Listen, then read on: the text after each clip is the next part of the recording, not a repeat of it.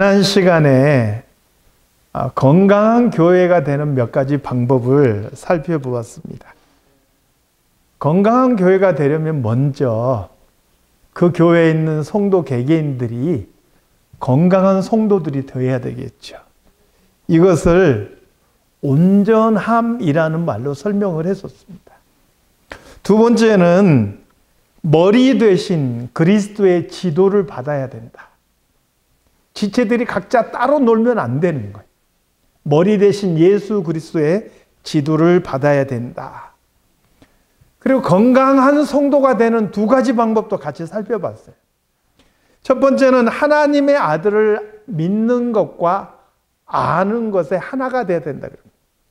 두 번째는 어린 아이에 머무르지 않고 자라가야 된다라고 했습니다. 신앙은요, 계속해서 나아가지 않고 머물러 있으면요, 뒤로 퇴보해요. 점점 내 신앙이 뒤로 물러나요. 그래서 우리가 나이가 들어도 중단 없이 날마다 그리스도의 장성한 분량이 충만한 데 이르기까지 자라가야 되는 줄로 믿습니다. 이제 오늘 본문에서 이야기하고 있는 초점은 크게 두 가지예요. 첫 번째는 이방인처럼 살지 말라는 거예요. 두 번째는 진리 대신 그리스도를 배운 사람답게 살아라. 딱 그 두 초점이에요. 그러면 이방인처럼 살지 말라 이렇게 했는데 도대체 이방인들의 삶이란 어떤 것인가? 오늘 본문에서도 소개하고 있어요.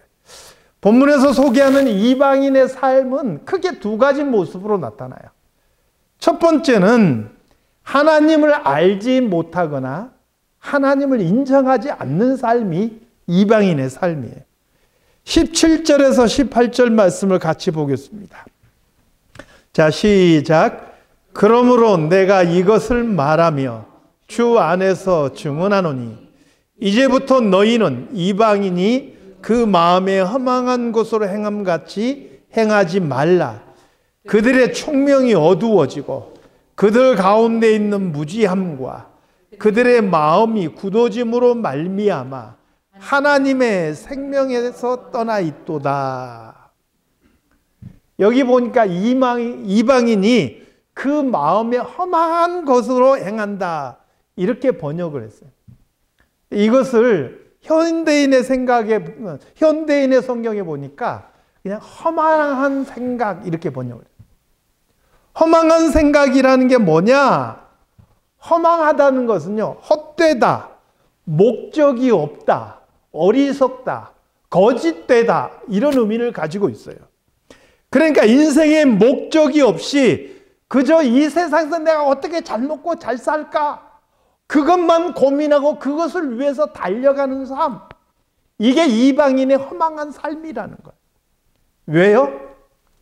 그들이 총명이 어두워져 있기 때문에 그렇습니다. 총명이라는 것은 뭐냐면 하나님을 깨닫는 지혜예요.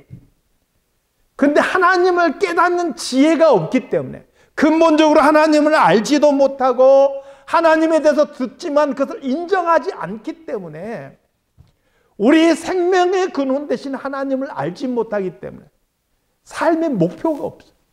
내 삶의 목적도 없어요. 그러니까 이 세상에서 잘 먹고 잘 사는 것이 삶의 목표가 되는 거예요. 하나님을 대적하고 오히려 하나님의 생명에서 떠난 삶, 그게 바로 이방인의 삶인 거예요. 두 번째 이방인의 전형적인 모습은요, 감각이 없는 삶이에요. 19절 말씀 보겠습니다. 19절 말씀. 자, 시작. 그들이 감각 없는 자가 되어 자신을 방탕에 방임하여 모든 더러운 것을 욕심으로 행하되. 여기서 감각이라는 것은 우리의 어떤 육체적인 감각을 말하는 게 아니에요. 만지면 느껴지는 이런 감각을 말하는 게 아니고 우리의 영적인 감각이에요. 우리 양심이 느끼는 감각이고 내 마음이 느끼는 감각인데 이 감각이 마비가 되는 거예요. 사람이 이러한 감각이 없으면, 이 영적인 감각이 없으면 나타나는 세 가지 현상이 있어요. 첫 번째는 하나님에 대한 두려움이 없습니다. 아예 하나님을 인정하지 않기 때문에 나타나는 현상이기도 해요. 하나님에 대한 두려움이 없어요. 하나님에 대한 두려움이 없기 때문에 죄를 짓는 것을 두려워하지 않아요. 죄를 지었어도 그것이 들키면 재수 없다라고 생각하지 그 죄에 대한 두려움 자체가 없는 거예요. 두 번째는 공감이 되지 않아요. 다른 사람의 아픔과 다른 사람의 슬픔과 그 사람의 고통을 공감하지 못해요. 그렇기 때문에 내 이익을 위해서 남에게 해를 끼치는 것을 아무렇지도 않게 행하는 거예요. 마지막으로 더 큰 자극을 추구하는 삶을 살아가게 돼요. 왜요? 감각이 점점 마비되니까 좀 더 뭔가 짜릿한 느낌이 없으면 삶이 너무 허무해. 삶이 너무 답답하고 지루해요. 그래서 더 강한 자극, 더 자극적인 쾌락을 추구하게 되어 있다 하는 것이죠. 이방인들의 이러한 모습을 경고하는 말씀이 구약 성경에 있어요. 구약 성경 바로 레위기 18장 3절에서 4절인데 다 같이 보시겠는데 읽기는 제가 읽겠습니다.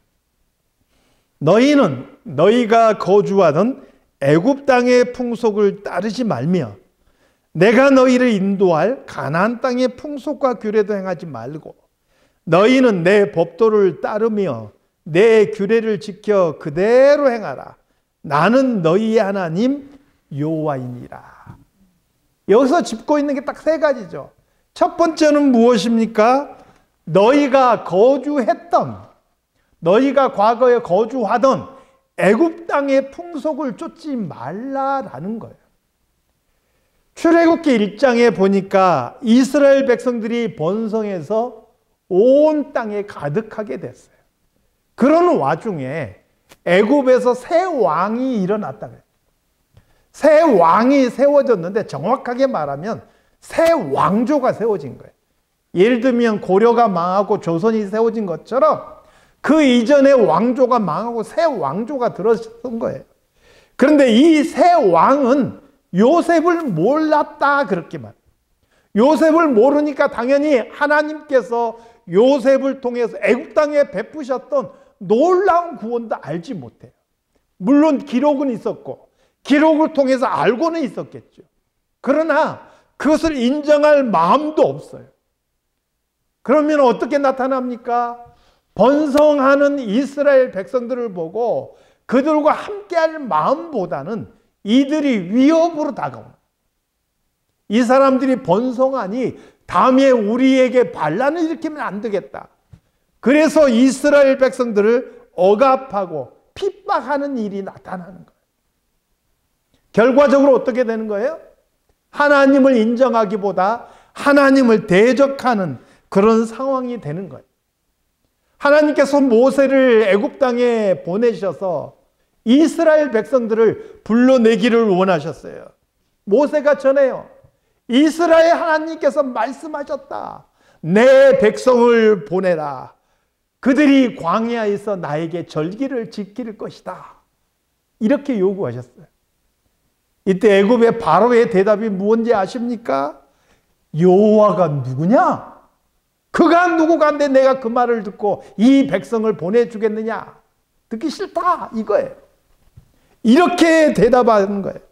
하나님을 알지도 못하고 하나님에 대해서 들어도 인정하지 않는 삶, 총명이 어두워서 하나님의 생명에서 떠나 있는 삶, 이게 이방인의 모습입니다. 레위기에서 언급하는 두 번째 이방인의 모습은 무엇입니까?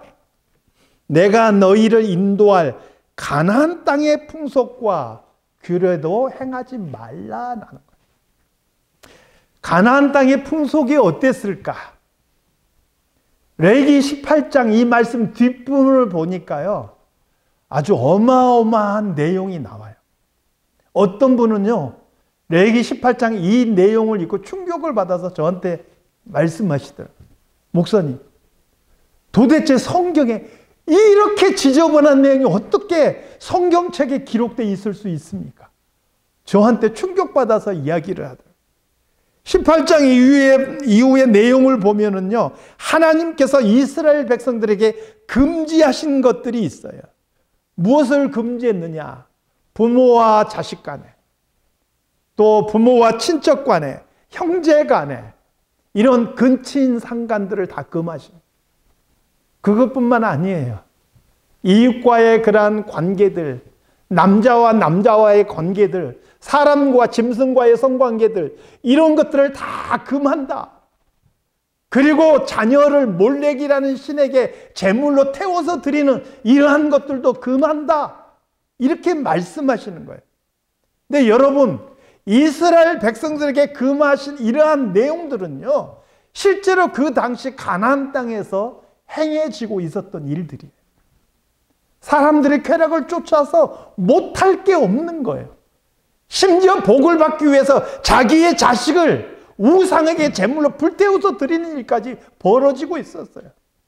성적인 문란함과 타락은 말할 것도 없는 거예요. 하나님께서 가나안 땅의 풍속을 좇지 말라, 이렇게 명령하신 거예요. 여러분, 이스라엘 백성들이 애굽 땅에 나와서 가나안 땅을 정복하는데 그들이 잘 살고 있는데 하나님께서 괜히 그들을 쫓아내시고 그 땅을 이스라엘 백성들에게 주신 게 아니에요. 사실은요, 레위기 18장에서 밝히고 있는 것은 하나님께서 이스라엘 백성들을 들어서 그들의 죄악을 심판하시는 거예요. 그걸 성경에서는 뭐라고 표현했느냐? 그들의 죄가 가득 찼기 때문에 그 땅이 그들을 토하여 내버리는 것이다. 이렇게 표현하면서 경고의 말씀을 주셔요. 너희들도 만약에 그 땅에 들어가서 그들과 똑같은 모습으로 살아가면 너희들도 그 땅이 토해내 버릴 것이다. 이렇게 경고하고 있는 것을 보게 되는 거예요. 오늘 본문에서 이방인의 두 번째 특징이 뭐라고 했습니까?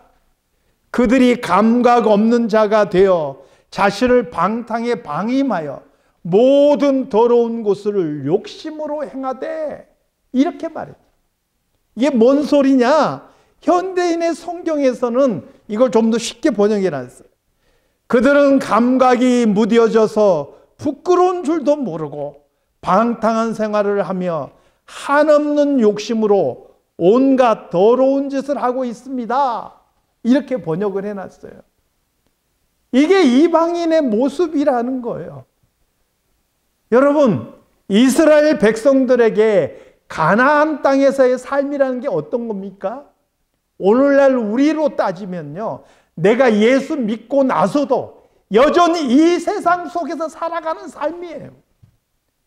이 세상에 살아가면서 안 믿는 사람, 세상 문화, 세상 풍속, 세상 사람들의 삶의 가치, 그 속에 우리가 살아가잖아요. 이 세상에 살지만 세상의 문화와 가치를 쫓아가는 삶이 아니라 어떻게 살아가야 된다고요? 레위기에서는 그렇게 말하는 거예요. 너희는 내 법도를 따르며 내 규례를 지켜 그대로 행하라. 나는 너희 하나님 여호와니라. 비록 이 세상에서 살아갔지만 이 세상의 문화와 풍속을 쫓지 말고 이 세상 사람들이 살아가는 가치를 쫓아가지 말고 하나님의 백성으로서 하나님의 말씀을 쫓아 살아가야 된다. 이렇게 말씀하고 있는 거예요.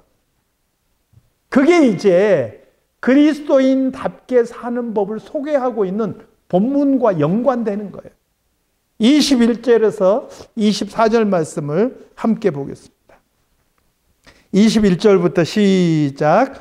진리가 예수 안에 있는 것 같이 너희가 참으로 그에게서 듣고 또한 그 안에서 가르침을 받았을진데 너희는 유혹의 욕심을 따라 썩어져 가는 구습을 따르는 옛사람을 벗어버리고 오직 너희의 심령이 새롭게 되어 하나님을 따라 의와 진리의 거룩함으로 지으심을 받은 새 사람을 입으라.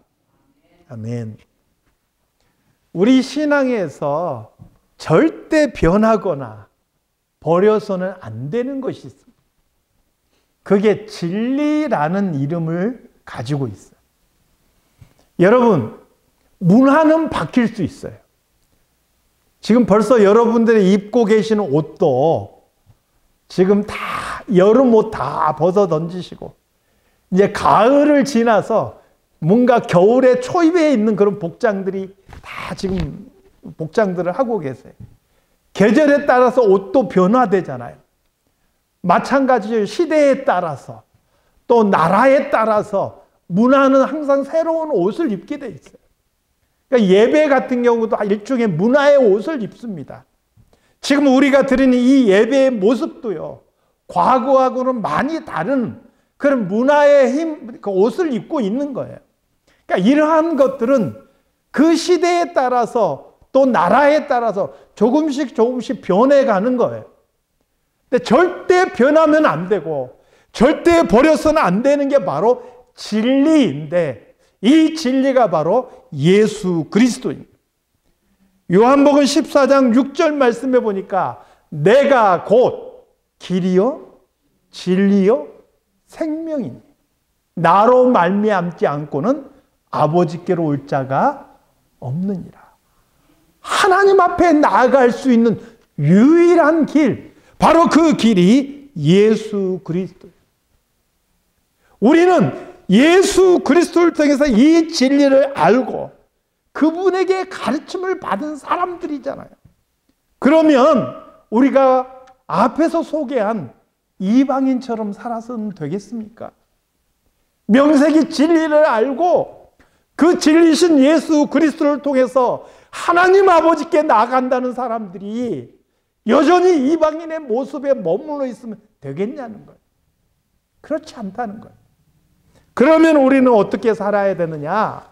본문에서 세 가지를 이야기하고 있어요. 첫 번째, 따라서 해봅시다. 옛사람을 벗어버리라. 유혹의 욕심을 따라 썩어져가는 구습을 따르는 옛사람, 이렇게 표현했어요. 애굽 땅에서 노예로 살면서 그들의 명령을 들었던 삶, 애굽 사람들이 하나님을 인정하지 않고 두려움 없이 행했던 그들의 모습, 이제 다 내벗어버리라는 거예요. 가나안 땅의 사람들이 입에 담기도 부끄러운 일을 행했던 삶, 우상에게 자녀를 다 갖다 바쳤던 그런 어리석은 삶, 이거 다 벗어버리라는 거예요. 우리가 예수 믿고 살지만 우리 마음속에 자꾸 옛날 추억들이 살아올 수 있어요. 저는 어렸을 때 제 고향 동네에서요, 저희 집만 예수를 믿었어요. 그러다 보니까 참 이 동네 사람들하고 부대끼는 일이 많아요. 연초가 되고 무슨 명절이 되면 왜 사물놀이 하면서 집집마다 그 땅 밟기라고 해가지고 막 하면서 돈 얼마씩 받고 이런 게 있는데, 저희 아버지 다 출근하시고 어머니 안 계시면 그 사람들 이렇게 꽹가리 치고 우리 집에 들어오려고 할 때 제가 문 앞에서 막아서 우리 집은 안 된대요, 이렇게 이야기해서 못 들어오게 하는 거예요. 그러다 보니까 동네 사람들과 늘 이렇게 텐션이 있는 거예요. 그거 하고 돈을 얼마 받고 해야 되는데 우리 집은 그 일에 동참을 안 하니까. 꽤 오랫동안 우리 집 한 집만 예수를 믿었던 것 같아요. 근데 시간이 흐르면서 어느 순간에 한 사람 한 사람 교회를 나오더니 이제 동네 한 구역이 생겨나게 됐어요. 그런데 술을 좋아하시던 어느 아주머니께서 교회를 나오게 됐어요. 저는 깜짝 놀랐어요. 왜냐하면 다른 사람들은 다 교회 나와도 그분은 안 나올 것 같았는데 다른 사람보다 먼저 그분이 교회를 나오셨더라고요. 그러니까 여러분, 사람 겉으로 함부로 판단할 게 아닌 거예요. 한동안 이분이 열심히 신앙생활하면서 교회에서 집사로 세워지기도 했어요. 그런데 어느 날 갑자기 이분이 교회를 안 나오는 거예요. 어찌된 일인가 했더니 동네 사람들과 어울려서 술잔을 딱 들이키면서 아이고, 이 좋은 것을 내가 교회 다니니까 못했다고, 얼마나 힘들고 불편했는지 모르겠다. 그게 교회를 다니면서도 한 잔 막걸리 쫙 걸치던 그 느낌, 이게 자꾸 자기 자신을 괴롭히는 거예요. 그게 생각나는 거예요. 교회 안 나가고 그 막걸리 한 잔 딱 들이키니까 그렇게 편하고 좋은 거예요. 물론 그분이 다시 돌이켜서 교회를 나오셨어요. 감사하죠. 근데 내가 예수 믿고 살면서도 여전히 옛날의 그 기억, 옛날의 그 추억, 그때는 그랬었는데 이게 나를 괴롭히는 거예요. 이게 우리만 그런 게 아니라 이스라엘 백성들도 그랬더라고요. 광야에서 그들이 하나님의 그러한 인도하심을 받고 하나님께서 40년 동안 그들을 먹이셨음에도 불구하고 그들이 뭐라고 이야기했습니까?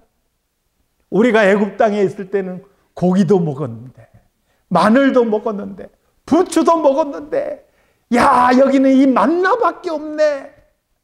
야 우리 다 같이 애굽으로 돌아가자. 애굽에서 그들이 어떤 사람들이었어요? 노예였습니다. 미래를 꿈꿀 수 없고 아무런 소망도 희망도 없는 노예였다는 거예요. 근데 그때 그들이 먹었던, 그들의 입을 잠깐 즐겁게 해줬던 그 음식들이 그리워서 지금 하나님의 은혜를 다 내버리고 그때로 돌아가자는 거예요. 이게 바로 광야에서 이스라엘 백성들의 모습이었다는 거예요. 사랑하는 성도 여러분, 정말 우리가 진리를 아는 사람들이라면 이런 옛 습관, 옛 추억들, 옛 가치들, 옛 사람 다 벗어버려야 한다는 거예요. 나도 모르게 내 안에서 끓어오르는 옛 사람의 옷을 깨끗하게 벗어버리기를 주님의 이름으로 축원합니다. 두 번째는 따라서 봅시다. 심령이 새롭게 되어라. 심령이 새롭게 되어서 변화되어야만이 하나님의 뜻을 분별할 수 있어요. 예수 믿고도 여전히 과거와 다르지 않는 마음, 과거와 다르지 않는 생각, 그거 가지고 살아가면 안 되는 거예요. 그러면 믿는 사람이라고 하면서도 안 믿는 사람과 똑같은 생각 가지고 똑같이 말하고 똑같이 욕심부리고 그렇게 살아갈 수밖에 없는 것이죠. 로마서 12장 2절 말씀에 보니까 사도 바울이 우리에게 이렇게 이야기해요. 너희는 이 세대를 본받지 말고 오직 마음을 새롭게 함으로 변화를 받아 하나님의 선하시고 기뻐하시고 온전하신 뜻이 무엇인지 분별하도록 하라. 성경에 보니까요, 우리에게 하나님께서 요구하시는 게 너희가 남을 변화시켜야 돼. 너희가 세상을 바꿔야 돼. 이렇게 말씀하지 않더라. 성경은 한결같이 세상을 바꾸려고 하지 말고 남을 바꾸려고 하지 말고 누가 바뀌어야 돼요? 너희 마음이 변화를 받아서 하나님의 선하시며 기뻐하시며 온전하신 뜻이 무엇인지 분별하도록 하라. 이렇게 말씀하시는 거예요. 네가 달라져야 된다는 거예요. 너의 다른 모습을 보고 세상 사람들이 하나님을 볼 수 있게 하라는 거예요. 사랑하는 성도 여러분, 우리가 우리의 마음으로부터 날마다 말씀과 기도로 나를 씻어서 하나님의 뜻을 분별하기를 힘쓰고 내 마음이 점점 하나님을 닮아가고 하나님을 사모하고 그렇게 변해가면 어느 순간부터인가 나를 향하신 하나님의 뜻이 무엇인지 분별이 되기 시작해. 하나님의 뜻을 분별하면서도 옛날처럼 살 수 있겠어요? 그렇지 않다는 것. 심령이 새롭게 될 수 있는 저와 여러분이 다 되시기를 주님의 이름으로 축원합니다. 물론 이런 것은 어느 날 갑자기 한순간에 되지 않아요. 날마다 우리의 노력이 필요합니다. 마지막으로 세 번째입니다. 세 번째, 따라서 해봅시다. 새 사람을 입으라. 더러운 옷을 벗었으면 당연히 새 옷을 입어야 하는 거예요. 옛사람을 벗어버렸으면 새 사람을 입어야 돼요. 옛사람 벗어버린 것을 끝내고 그냥 텅 빈 채로 놔두면 거기에 이상한 것이 들어옵니다. 그러니까 반드시 새 옷을 입고 새 사람을 입어야 되는 거예요. 새 사람을 입는 말의 구체적인 의미가 무엇이냐? 갈라디아서 2장 20절에서는 이 말씀을 기가 막히게 설명해 주고 있어요. 한번 같이 읽어보겠습니다. 자, 시작. 내가 그리스도와 함께 십자가에 못 박혔나니 그런즉 이제는 내가 사는 것이 아니요 오직 내 안에 그리스도께서 사시는 것이라. 이제 내가 육체 가운데 사는 것은 나를 사랑하사 나를 위하여 자기 자신을 버리신 하나님의 아들을 믿는 믿음 안에서 사는 것이라. 옛사람은 십자가에서 예수님 돌아가실 때 함께 죽은 거예요. 그리고 내가 새 사람으로 다시 태어났는데, 새 사람으로 다시 태어났다는 의미를 성경에서 뭐라고 표현했냐면, 내 모습 그대로 내가 다시 살아난 게 아니고 내 안에서 누가 살아났어요? 예수님께서 살아나십니다. 그래서 내 생각대로 내 마음대로 사는 게 아니라 누구의 뜻대로 살아가는 거예요? 예수님의 뜻과 예수님의 의지를 따라서 살아가는 거예요. 이제 내 마음의 주인이 내가 아니라 예수님이니까 예수님의 가신 그대로 살아가는 거예요. 사실 한순간에 이게 불가능한 일이지만 우리 삶의 목표요, 우리 삶의 목적이에요. 예수 그리스도의 장성한 분량이 충만한 데 이르기까지 그렇게 자라가는 것이 우리의 목표인 거예요. 사랑하는 성도 여러분, 우리가 과거 하나님을 몰랐을 때의 삶의 모습, 습관, 성격, 삶의 목표 이제 다 벗어버리기 바랍니다. 또 우리가 살아가는 날 동안 만나게 될 세상의 문화와 풍속, 세상 사람들의 삶의 가치 다 벗어버리시기 바랍니다. 그리고 이제는 그리스도로 새 옷을 입어야 돼요. 생각도 달라야 됩니다. 말하는 것도 달라야 돼요. 추구하는 가치도 달라야 돼요. 예전에 사람을 보는 것이 그 사람의 직업이고 그 사람의 수입이고 그 사람의 타는 차였고 그 사람의 입는 옷이었고 그 사람 들고 다니는 가방이 사람을 보는 기준이었다면 이제는 달라요. 그 사람의 믿음이 어떤 사람인지, 그 사람이 얼마나 진리 가운데 있는지, 이런 것으로 사람을 보려고 노력해야 돼요. 사람을 평가하는 기준도 달라지는 거예요. 우리의 심령이 새롭게 되어야 해요. 그래서 그리스도인다운 그리스도의 사람으로 설 수 있기를 바랍니다. 우리 각자가 그렇게 설 때 우리가 모인 이 교회도 건강한 교회로 설 수 있는 거예요. 그래서 우리 사랑 장로교회 성도들을 통해서, 그리고 우리 사랑 장로교회를 통해서 이 지역의 많은 사람들이 예수 그리스도를 발견할 수 있기를 주님의 이름으로 축원합니다. 기도하겠습니다. 하나님 아버지,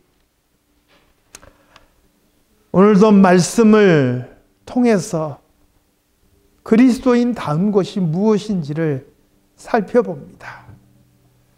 이 말씀이 우리의 머리만 스쳐 지나가지 않게 하시고 우리의 마음을 움직이고 우리의 삶을 변화시켜 나가는 살아있는 하나님의 말씀이 되게 하여 주시옵소서. 하나님 아버지, 우리 성도들 한 사람 한 사람을 지켜주시고 머무르거나 중단 없이 늘 그리스도를 향하여서 날마다 자라가게 하시고, 그래서 건강한 성도요, 건강한 교회가 될 수 있게 도와주시옵소서. 거룩하신 예수 그리스도 이름으로 기도드리옵나이다. 아멘.